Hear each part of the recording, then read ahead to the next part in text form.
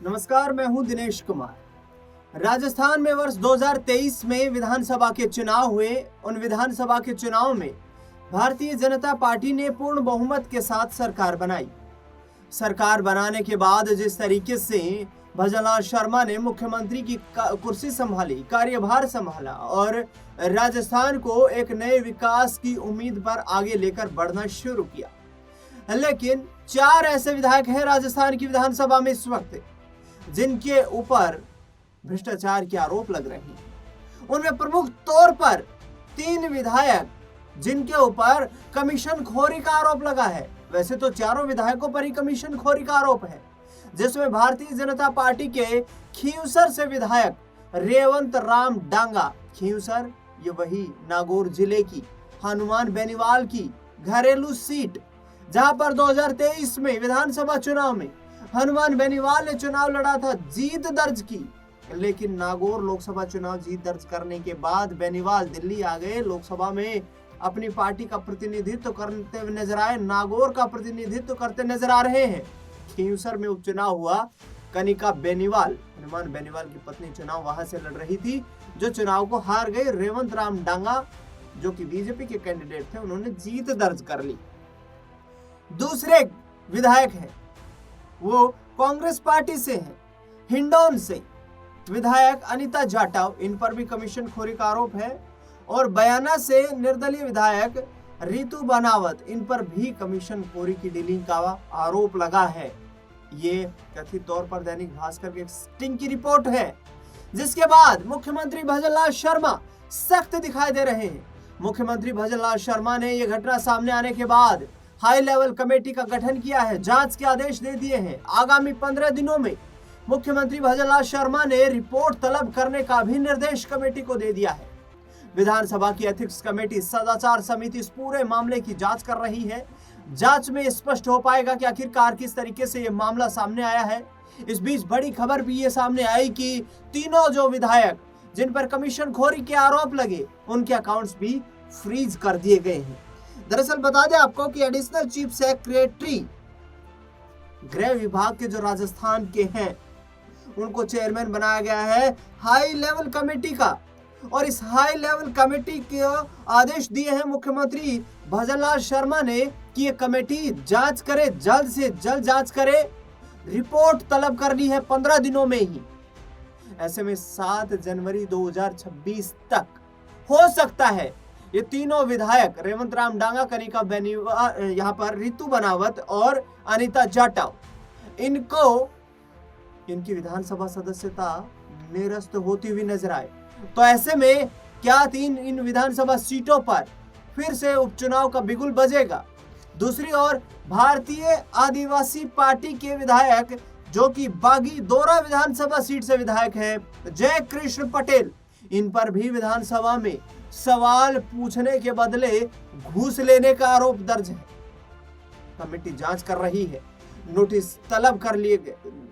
Notice दे दिए गए हैं, जवाब तलब कर लिया गया है।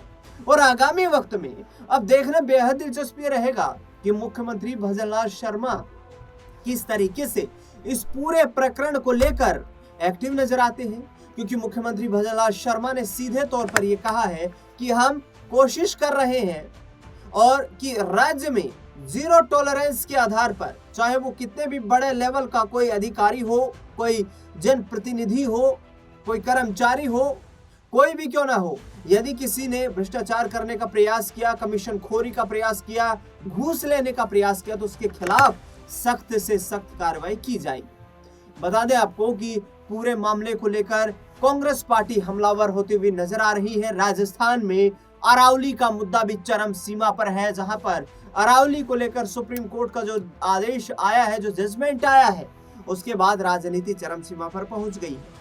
भारतीय जनता पार्टी की सरकारों पर निशाना साधते हुए कांग्रेस पार्टी लगातार इस मुद्दे को उठा रही है। राजस्थान में विशेष तौर पर सबसे बड़ा राजनीतिक दल कांग्रेस पार्टी विपक्ष में मौजूद है और ऐसे में कांग्रेस पार्टी के राजस्थान के प्रदेश अध्यक्ष गोविंद सिंह डोटासरा इस पूरे प्रकरण को लेकर और किस तरीके से भ्रष्टाचार को लेकर बड़े आरोप सीएम भजनलाल शर्मा सरकार पर लगाते हुए नजर आ रहे हैं, उसका एक बयान सुनवा। कोई आदमी अगर भूखा रहे तो अपने माँ बाप को बेच करके तो अपनी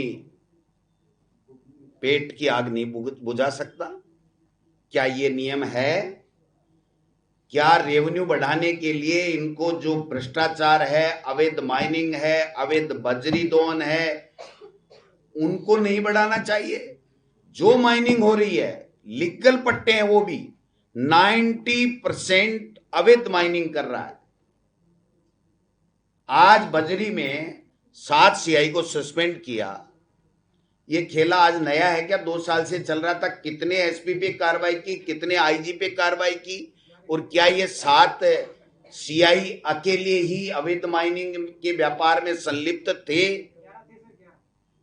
अब 11 हो, ये तो 1100 भी कम पड़ जाएंगे। और इनके मंत्री आएंगे, इनके बड़े बड़े ब्यूरोक्रेट आएंगे, एसपी आएंगे, आईजी आएंगे, और मुख्यमंत्री जी खुद इस जद में आ सकते हैं क्योंकि वो खुद खान मंत्री हैं।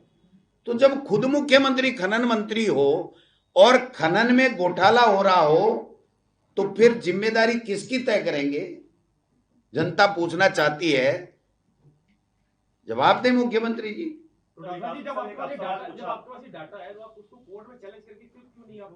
किसको? तो भाई साहब, कोर्ट भी सेटिंग कर ली इन्होंने। ये पंचायत राज के चुनाव 5 साल से 6.5 साल हो गए। हम यहां कोर्ट में गए, 12 महीने फैसला नहीं दिया, फिर कहा अप्रैल तक का समय दे दो।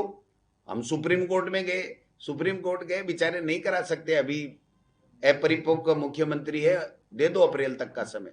और मैं लिख के दे रहा हूं, पंचायत चुनाव और नगर निकाय चुनाव नहीं करा सकते। अभी एक मजेदार बात बताता हूं, जो इनका पंचायती राज के, पंचायत समिति, ग्राम पंचायतों के और जिला परिषदों के वार्ड के प्रकाशन का दिन है, वो आज समय सीमा समाप्त हो रही है। 8 तारीख का आदेश निकाला था, 2 सप्ताह का समय दिया था, आज आखिरी दिन है। और जो पंचायतें, पंचायत समितियां बनाई गई, उनमें सैकड़ों गलतियां हैं। गांव के नावों की भी हैं, गांव उल्टे सीधे भी जोड़ दिए, कई गांव 2 जगह भी दे दिए, कोई पंचायत नहीं है वो भी कर दिए। उनका संशोधन लेटर भी आज की तारीख तक जारी नहीं हुआ है, नहीं हुआ है, नहीं हुआ है। अगर मेरे को चैलेंज करें तो मेरे को जवाब दे दें, वो लेटर दिखा दें कि हमने संशोधन जारी कर दिया है। आज हमारी वार्डों के पुनर्सीमांकन की आखिरी तारीख थी, और वो दिखा दें, मैं मान जाऊंगा कि ये कुछ कर रहे हैं। इनके तो भाई साहब है, पोपा भाई का राज है। इसके बारे में मैं अलग से बताऊंगा आपको, क्या खेला कर रहे हैं ये पंचायतों में। इसमें अगर आज बता दूंगा तो फिर आप प्रमुख न्यूज वो कर दोगे। तो सुना आपने किस तरीके से यहाँ पर जो पूरा यहाँ आरोप लगाया गया है कांग्रेस पार्टी के राजस्थान इकाई के प्रदेश अध्यक्ष गोविंद सिंह डोटासरा की तरफ से। देखना बेहद दिलचस्प रहेगा कि मुख्यमंत्री भजनलाल शर्मा इस पूरे मुद्दे को लेकर कैसे एक्टिव नजर आते हैं। खास रिपोर्ट में फिलहाल इतना।